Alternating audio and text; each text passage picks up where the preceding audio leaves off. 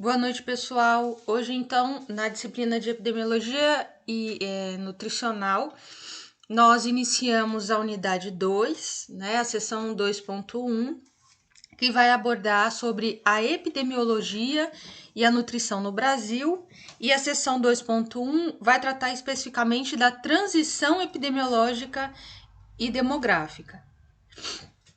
Como nós já combinamos, né? Como atividade pré-aula, vocês devem acessar o AVA da disciplina, então a unidade 2, a seção 2.1. Essa atividade ela deve ser realizada de forma individual, vocês devem acessar e fazer anotações das principais informações que vocês encontraram, né, no AVA da disciplina. Anotar dúvidas também a respeito do conteúdo, do livro, né, da disciplina, da web aula e trazer para os momentos de aula online que nós estamos tendo, tá? Vocês também têm o espaço do fórum no AVA, vocês podem também compartilhar essas dúvidas por lá, tá certo? E como eu sempre faço, antes de nós adentrarmos ao conteúdo dessa aula de hoje, vamos relembrar o que nós aprendemos na aula passada? Vocês se lembram qual foi o tema da aula passada? Bom, eu trabalhei com vocês a unidade 1, a última sessão, a sessão 1.3, que fala sobre indicadores de saúde. Então, eu trabalhei com vocês os seguintes indicadores de saúde: os indicadores de mortalidade, os indicadores de morbidade, os indicadores sociais e os indicadores demográficos. Se lembram? Os indicadores de mortalidade, eles são bastante utilizados pela vigilância epidemiológica e eles vão levantar dados, né, dar dados e resultados a respeito do que a população está morrendo. Então, por isso que se chama indicador de mortalidade, tá certo? Vão ser informações que nos indicam, evidenciam do que as pessoas estão morrendo, tá certo? E aí eu trago para vocês os principais dados, né, de mortalidade que são investigados, né, que são os coeficientes de mortalidade geral, de mortalidade infantil, mortalidade perinatal, neonatal. São alguns dos dados que a vigilância epidemiológica utiliza. E para que servem os indicadores de mortalidade? Então, identificando o que está causando, né, a morte das pessoas, por que as pessoas estão morrendo, é possível gerar ações e intervenções que evitem essas mortes, quando possível, e também tem o objetivo de prolongar a vida. Então, uma vez que a gente consegue cessar essas causas ou diminuí-las, a gente consegue prolongar a vida. Os indicadores de morbidade são os indicadores que vão nos dar as características do comportamento das doenças, dos agravos à saúde, não é? A vida da população que está exposta a um determinado contexto, a uma determinada doença. Então, por que as pessoas estão ficando doentes, né? Os indicadores de morbidade significa isso. Por que as pessoas estão adoecendo? Quais são as causas? Quais são os agravos à saúde que atinge aquele indivíduo ou aquele grupo, né? É um indicador muito utilizado pelos profissionais da saúde e gestores, né, do Sistema Único de Saúde. É um indicador utilizado, né, para avaliar o nível de saúde da população, para realizar ações de aconselhamento, de orientação. E também serve de apoio para ações específicas para o controle de uma determinada doença, né? Eu falei para vocês, né, sobre os indicadores de morbidade. Nós temos dois métodos de aferição de morbidade, que é a morbidade referida e a morbidade diagnosticada. A morbidade referida é aquela que o indivíduo ele relata, né, a sua autopercepção, como é que ele está percebendo aquele momento de doença que ele está passando, que ele está sentindo, né, durante uma consulta, enfim, uma entrevista. Já a morbidade diagnosticada, ela é constatada pelo profissional de saúde, tá? Já não é do indivíduo relatando, é o profissional da saúde, né, que tem um nível superior, que utiliza métodos de investigação apropriado e cientificamente testado. E aí, com base em sinais da doença, alterações laboratoriais obtidas através de exames, faz então o diagnóstico clínico. Um exemplo que a gente pode pegar é esse exemplo atual do coronavírus. Então, as pessoas vão até os serviços de saúde que estão testando, não é? Que estão fazendo os testes, né, para o coronavírus. E uma medida que pode ser feita é a morbidade referida, ou seja, como é que a pessoa ela está se auto-percebendo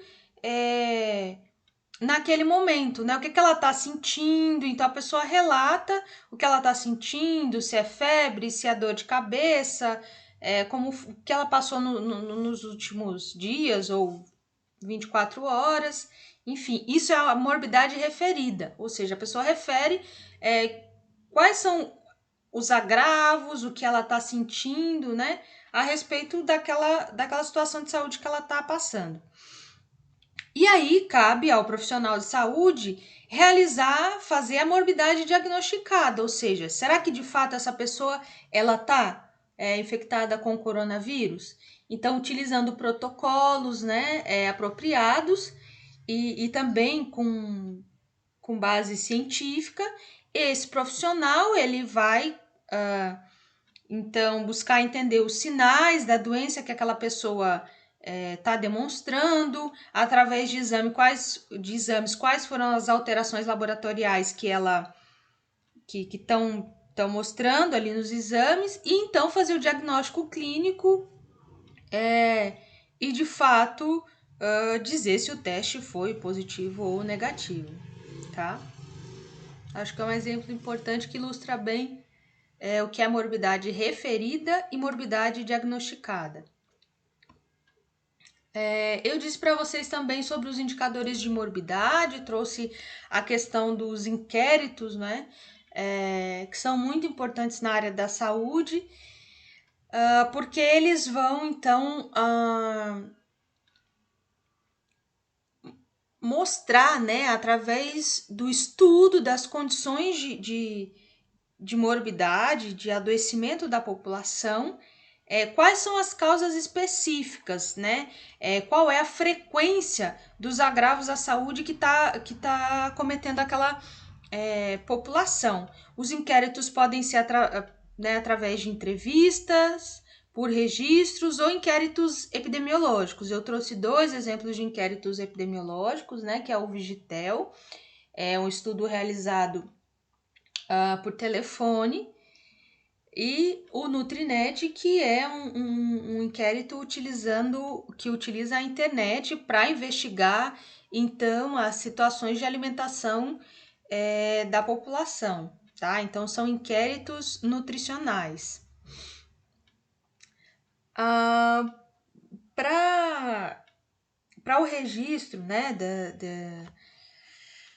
de dados e informações a respeito dos indicadores de obesidade, de morbidade, nós podemos ter vários outros registros, né? Outras fontes, né, de registro, como, por exemplo, os prontuários, arquivos de banco de sangue, arquivos de laboratório, arquivos médicos, né, de empresas, escolas, creches, sindicatos, as fichas, né, de consultório. Então, tudo isso são registros rotineiros que a gente pode obter dados que vão ser indicadores de morbidade. Eu falei para vocês também dos indicadores sociais e demográficos, que vão avaliar as condições sociais, né, e as condições demográficas que expressam a necessidade de saúde de de uma população. Então, por que os indicadores sociais demográficos eles são importantes? Porque eles mostram as condições socioeconômicas que a população estão vivendo, como, por exemplo, renda, distribuição de renda, escolaridade, taxa de analfabetismo, e como tudo isso está relacionado à saúde, tá certo? Os indicadores demográficos, né, como de fecundidade, de natalidade, vão nos mostrar a composição da população, né, em termos de idade, sexo, grupo étnico, e como isso está relacionado à situação de saúde e doença da população. Então, morrem mais mulheres por quais causas, por quais doenças, né? Os homens de determinada idade, de determinada faixa etária, vamos supor, de 20 a 40 anos, eles estão adoecendo. Quais são as causas, né? De morbidade, crianças menores de 5 anos, né? Do sexo feminino, do sexo masculino, quais são as doenças que estão acometendo essa população. Então, os indicadores demográficos conseguem demonstrar a frequência e a distribuição por idade, sexo, estado civil, e detalha melhor, né, a situação de saúde da população por grupos etários, por exemplo, né? E adentrando especificamente na sessão de hoje, que é a 2.1, que vai abordar a transição epidemiológica e a transição demográfica, eu trago aqui um caso curto para vocês nessa aula, né? Que é o caso da Fernanda, né? Que ela está estagiando em saúde coletiva, né? Ela é uma estagiária de nutrição, numa unidade básica de saúde, e ela vai precisar analisar o processo de transição epidemiológica da população atendida naquela área de abrangência da unidade básica de saúde. Os profissionais da unidade básica que a Fernanda estagia, eles estão realizando uma grande ação de mapeamento e rastreamento da condição de saúde dos usuários, né, da população que utiliza aquele serviço de saúde. E a Fernanda, ela foi incumbida de desenhar o processo de transição epidemiológica daquela região. Bom, mas se a gente fosse auxiliar a Fernanda nessa atividade dela, né? Por onde a gente indicaria que a Fernanda deveria começar? Qual o contexto social que a Fernanda deverá explorar para ela entender esse processo de transição? Quais são os dados que traçam o processo de transição epidemiológica? Vocês saberiam responder? Bom, guardem essas perguntas para a gente auxiliar a Fernanda e vamos conhecer um pouquinho então do conteúdo sobre transição epidemiológica e transição demográfica, para que a gente possa auxiliar a Fernanda nessa atividade. Bom, para isso são necessários conhecer alguns conceitos, né? É importante a gente saber o que de fato é uma transição. Quando a gente está falando de transição, remete ao significado de mudança, ou seja, uma mudança de algo que estava de determinado jeito e está indo, ou seja, mudando, transitando para um outro modo, né? Então, de um lugar ou de um estado para uma outra condição, tá certo? Na epidemiologia, esse termo ele é adotado quando sinaliza mudança no perfil de saúde da população. Uma transição ela é reflexo de várias, né, de uma diversidade de situações, como, por exemplo, mudanças econômicas, mudanças sociais, mudanças políticas, mudanças ambientais, mudanças de hábitos, né? A transição epidemiológica e demográfica é preciso saber diferenciá-las e compreendê-las, porque elas têm algumas especificidades, né? E elas se diferenciam entre si. A transição demográfica tem alguns autores, como Vasconcelos e Gomes, que dividem a transição demográfica em pelo menos 4 fases, né? A de pré-transição, a de aceleração, a de desaceleração e a de estabilização demográfica. Vamos entender cada uma delas? A transição demográfica, a primeira fase, né, de pré-transição, ela é caracterizada pela elevada taxa de natalidade e de mortalidade. Ou seja, se nasce muito, né, nessa fase, mas também se morre muito. Então, é comum entre sociedades de baixo desenvolvimento social e econômico. Já a fase de aceleração, ela é evidente em sociedades em desenvolvimento econômico e social, e é característica dessa fase a redução da morte, né, das pessoas devido às melhorias nas condições de vida da população.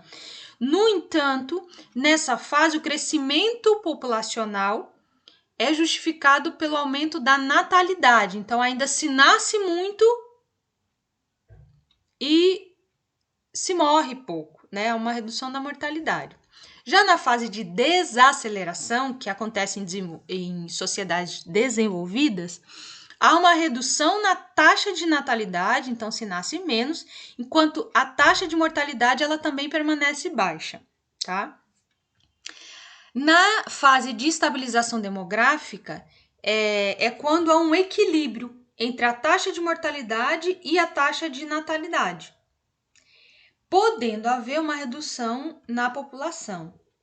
Aqui eu trago então algumas estimativas para vocês em relação ao crescimento, né, da população. Então, em 1960 nós tínhamos 2 bilhões de pessoas no mundo, e em 2000 isso, né, dobra, aumenta quase que mais que o dobro, na verdade, para 4,5 bilhões. E estima-se que em 2050 a população mundial chegue a 9 bilhões.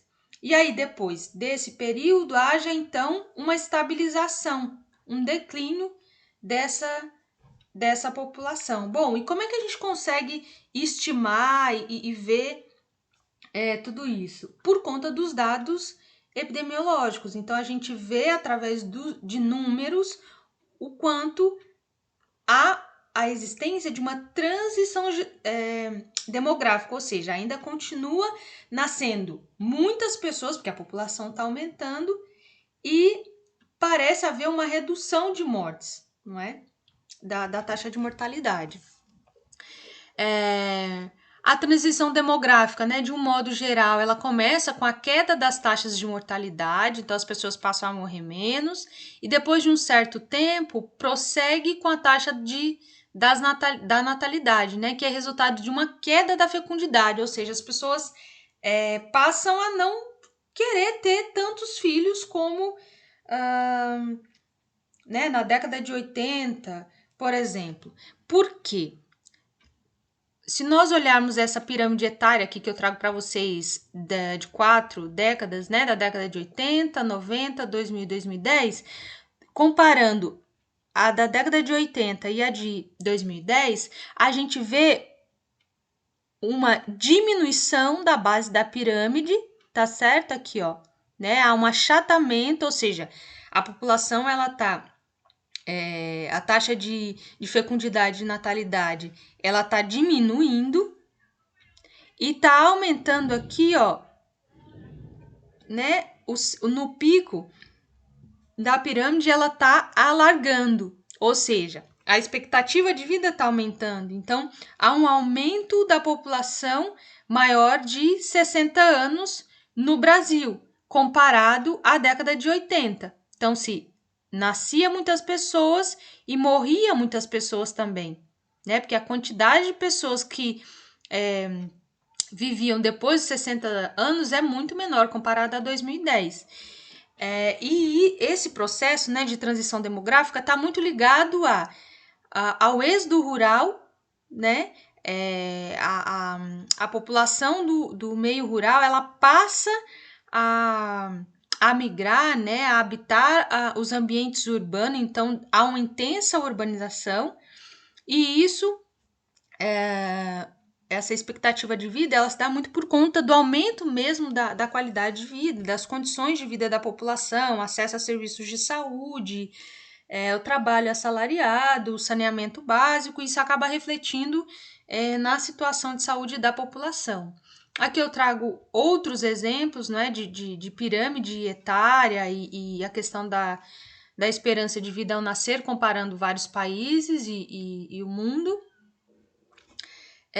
Sobre a transição agora epidemiológica, ela pode ser definida, né, pela mudança no perfil das causas de morte, ou seja, antigamente as pessoas morriam, né, por doenças infecciosas, parasitárias, né, por guerras, e do que as pessoas estão morrendo hoje, né? Não é mais por doenças infecciosas, e sim por doenças crônicas não transmissíveis, por conta da intensa urbanização e industrialização, por conta do crescimento econômico. Mesmo ainda persistindo, né, algumas doenças infecciosas, a gente percebe um aumento das doenças crônicas degenerativas, principalmente do aparelho circulatório, as neoplasias, né, câncer, hipertensão, diabetes. Há um deslocamento, né, da morte de crianças, né, uma diminuição da mortalidade infantil e um aumento das mortes em idades mais avançadas. E as doenças infecciosas ainda continuam bastante importantes no século XXI, haja vista o coronavírus agora no contexto que a gente está vivendo, mas eu trago algumas outras doenças aqui que ainda acomete a população, né, algumas doenças infecciosas. Bom, e eu vou dar uma palhinha, né, sobre transição nutricional, porque é conteúdo da nossa próxima sessão. Então a gente percebe também, além da transição, né, demográfica e epidemiológica da população, há uma transição, um processo de mudança no padrão alimentar das pessoas e no hábito de vida das pessoas, e que tem gerado problemas nutricionais para a população. Não é? Então há um aumento, né, uma elevação na prevalência de sobrepeso e obesidade da população. Ao mesmo tempo, essa transição ela é acompanhada por deficiências mais específicas de micronutrientes, né, de vitaminas. Se observa, né, nessa transição nutricional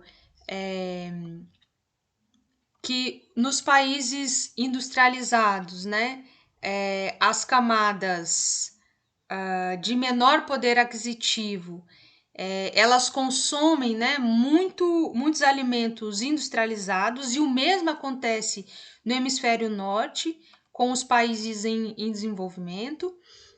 E o consumo elevado desses alimentos, né, processados industrialmente, chamado ultraprocessados, causa mudanças importantes na composição da dieta da população, né? Então percebe-se um aumento no consumo de gorduras saturadas, um aumento na ingestão de sal, de alimentos refinados, né? Principalmente o açúcar, uma redução no consumo de fibras, um maior consumo de carnes e derivados, e um aumento no consumo de alimentos de maior densidade calórica. E isso, então, pode, associado aos hábitos de vida, trazer problemas não só alimentares, mas como também do sedentarismo, de uma vida sedentária que pode causar, né, obesidade, perda da massa muscular, dores articulares, pressão alta, doenças cardíacas, encurtamento né, muscular pela falta de exercício, a má postura, o cansaço, a baixa resistência orgânica, dores musculares após, né, um esforço mínimo ou intenso e um alto nível de estresse. Então, as doenças crônicas não transmissíveis, consequência, né, da epidemia de sobrepeso e obesidade, podem ser a hipertensão, o diabetes, alterações do perfil lipídico, síndrome metabólica, o aumento da incidência de doenças cardiovasculares e também de acidentes vasculares cerebrais. Popkin ele vai descrever 5 fases, né, de transição ao longo da evolução da espécie humana, em que a primeira fase vai dizer, né, da vida do homem como ele era nômade e dependente da caça, e a última fase, que a quarta e a quinta, né, fase, é um pouco o contexto que nós estamos vivendo, né, de mudança de hábito alimentar, de vida, a redução das doenças infecciosas. Então, são bem interessantes essas 5 fases, é importante vocês saberem. Mas como é que, no cotidiano do profissional de saúde, esses dados eles estão presentes? Então, por que o profissional de saúde ele precisa entender e saber sobre transição demográfica, epidemiológica e nutricional? Porque saber as mudanças, né, que estão acontecendo na saúde da população brasileira é importante para a sua atuação profissional. Por quê? Não vai chegar para você né, uma população que atualmente está no perfil de doenças infecciosas, parasitárias, e sim, né, doenças mais crônicas e degenerativa. E isso é importante para que a gente faça um monitoramento e uma avaliação dos indicadores de saúde e a gente possa traçar um perfil epidemiológico da população. Tá certo? Aqui eu deixo para vocês, então, a atividade pós-aula, né?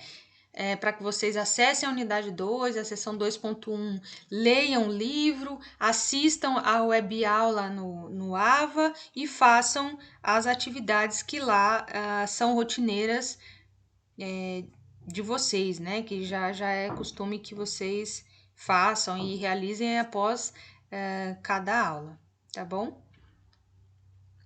Bom, espero que vocês tenham gostado, bons estudos e sigam em frente estudando.